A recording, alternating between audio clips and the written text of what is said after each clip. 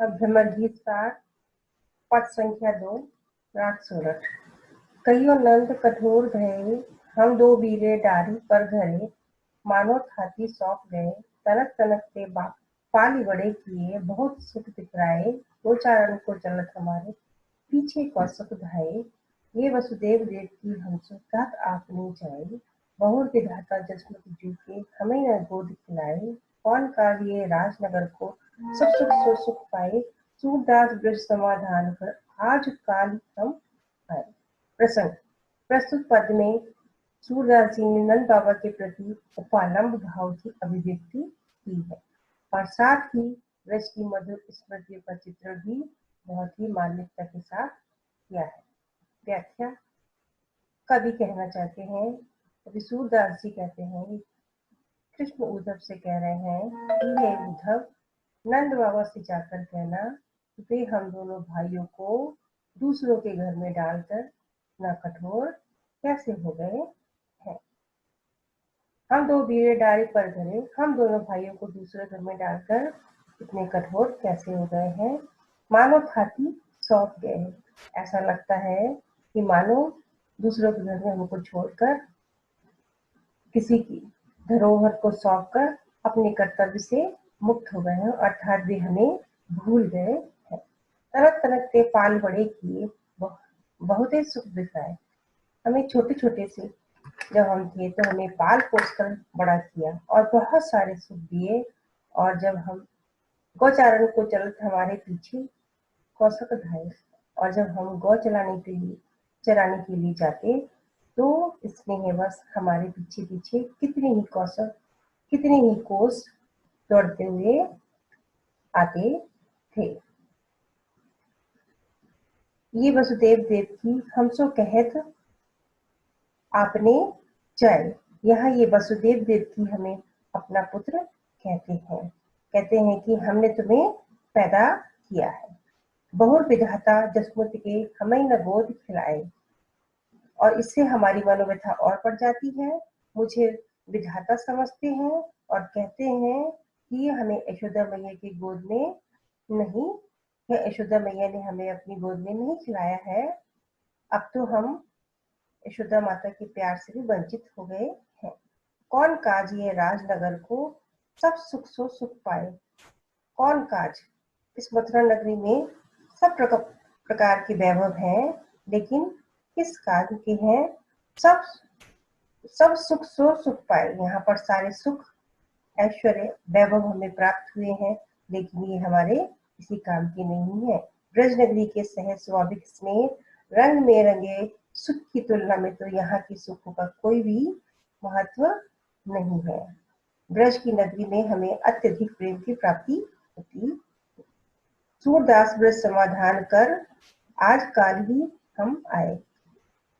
सूरदास जी कृष्ण के शब्दों में कहते हैं उद्धव से, हे उद्धव, तुम ब्रज के लोगों की समस्याओं का समाधान कर उनको तसल्ली देना, उनकी समस्याओं का समाधान करना और कहना कि आज कल में ही हम वापस लौट कर आएंगे, अर्थात हम अति शीघ्र ही वापस ब्रज आएंगे। काव्य सौंदर्य उपरोक्त पद में स्मृति एवं चिंता संचारी भाव की प्रधानता है।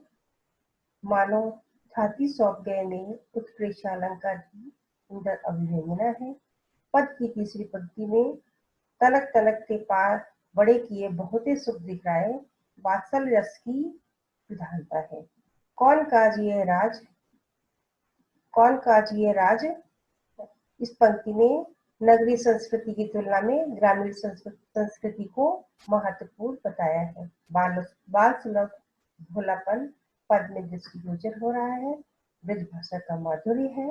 तनक तनक में प्रवृत्ति प्रकाश अलंकार की पुष्टि हो रही है। धन्यवाद। पद संख्या 3 राग तिलावन। तवई उपंसुत आए गए सखा सखा कछु अंतर नाही पर भरी भरी अंक लय अति सुंदरतम क्या श्याम सरीखो देखत हरि पछताने ऐसे को वैसी बुद्धि होती ब्रज पटवे तक आने या आगे प्रसिद्धाव प्रकाशे जो वचन प्रगटावे सूर्य ज्ञान दृढ़ या की हृदय चिंतन जो सिखाए। प्रसंग। कृष्ण गोपियों की मधुर स्मृतियों में निमग्न उनका समाचार प्राप्त करने के लिए व्याकुल हो रहे थे। नंद, यशोदा, राधा, गोप, सखा सभी को लेकर उनके मन में अनेक प्रश्न उठ रहे थे कि सब किस हालत में है, सबका समाचार क्या है, कैसे है, और वे किसी को ब्रज भेजना चाहते थे। इसी मार्मिक भाव की व्यंजना प्रस्तुत पद में की गई है। व्याख्या। तभी उपांग सुख आए गए, सखा सखा कछ अंतर नाही, भरी भर अंक है।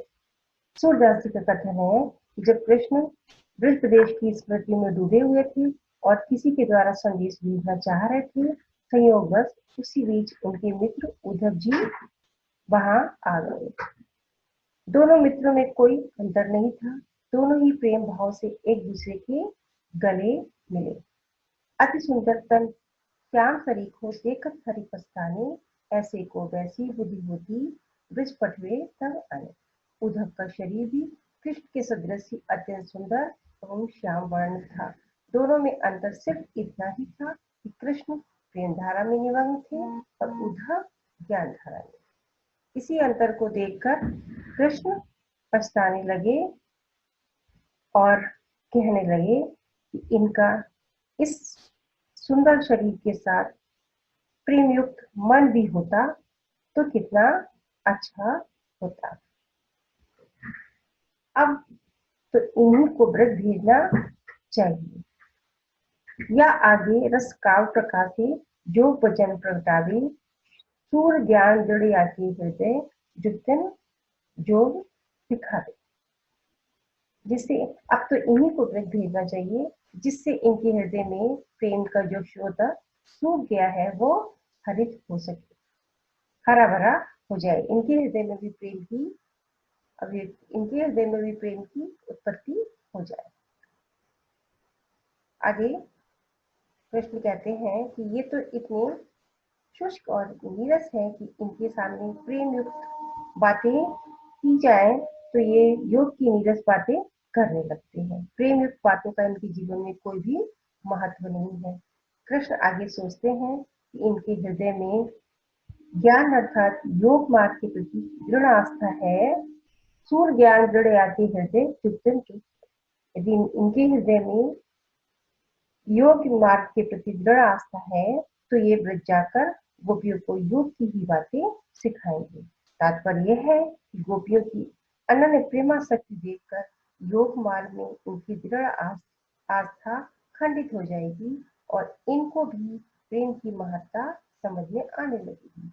अतः इनको भी ब्रज भेजना उचित है, युक्तियों को योग सिखाने के लिए। काव्य सौंदर्य। सखा सखा कछु अंतर नाही, कहकर सूरदास जी ने प्रगाढ़ मैत्री भाव की अभिव्यंजना की है। साथ ही गोपियों की भी उदात्त प्रेम स्वरूप की उदात्त प्रेम को अभिव्यक्ति प्रदान की है। पुनरुक्ति प्रकाश अलंकार सखा सखा और भरे भरी में प्रयुक्त हुआ है और अंतिम पंक्तियों में या आदि रस का प्रकाश जो वचन प्रगटावे, सूर ज्ञान दृढ़ आके हृदय युक्तिन युक्त सिखावे में गूढ़ोक्ति अलंकार की छटा दर्शनीय है। संपूर्ण पद रचना ब्रज भाषा का उत्कृष्ट